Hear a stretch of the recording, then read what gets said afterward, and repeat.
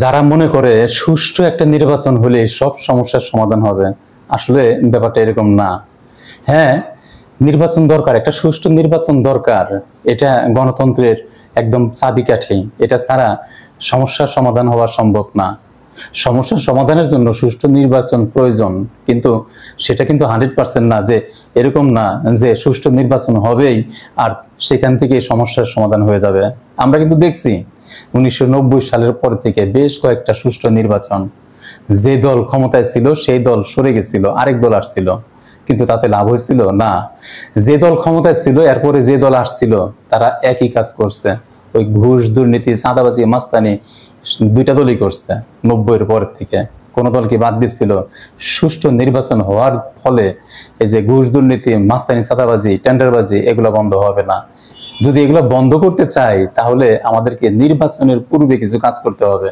আমাদের যে সংবিধান আছে, এই সংবিধানের অধীনে যদি নির্বাচন হয় তাহলে ওই আগের মতোই মাস্তানি, চাঁদাবাজি চলবে, এটা বন্ধ হবে না।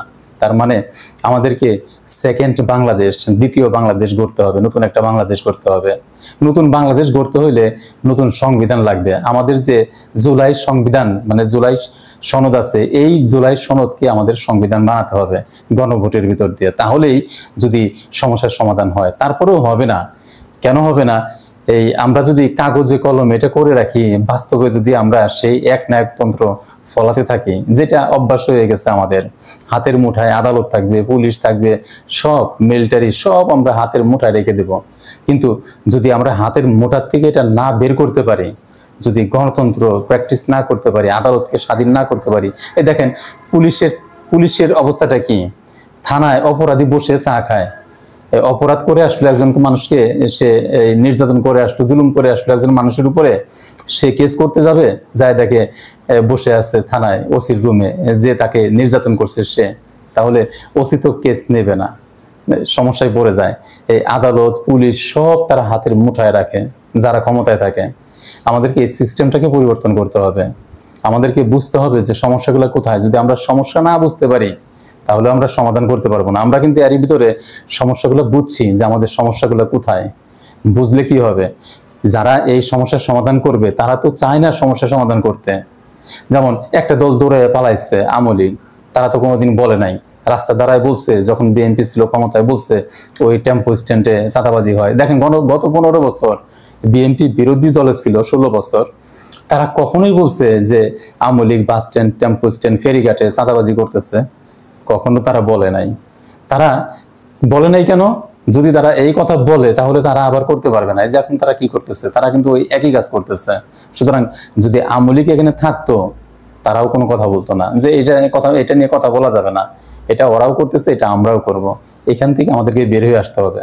আমরা যদি এই ঘুষ, দুর্নীতি, চাঁদাবাজি, মাস্তানি, টেন্ডারবাজি এগুলো বন্ধ না করতে পারি তাহলে আমাদের দেশ উন্নত হবে না, আমাদের শিক্ষা প্রতিষ্ঠান উন্নত হবে না। এই সিস্টেমটা আমাদেরকে অন্যরকম করতে হবে, সাজাতে হবে, পরিবর্তন করতে হবে, যেন আমাদের এখানে দুর্নীতিটা এইভাবে প্রকাশ্যে না চলতে পারে। এটা তো প্রকাশ্যে। দেখেন, যেখানে যাবেন, যাই করতে যাবেন না কেন, সরকারি সেবা নিতে যাবেন না কেন, টাকা দিতেই হবে।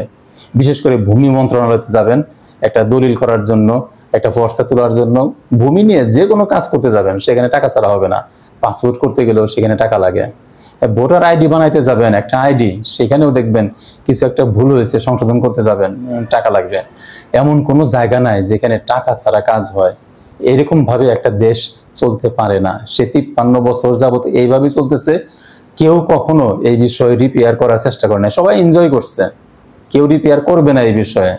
সবাই এর সাথে সংযুক্ত, সবাই এখানে মজা নিচ্ছে। সঠিক একটা সুষ্ঠু নির্বাচন হওয়া দরকার, এটা সবাই চাচ্ছে। কিন্তু সুষ্ঠু নির্বাচন করবে কিভাবে?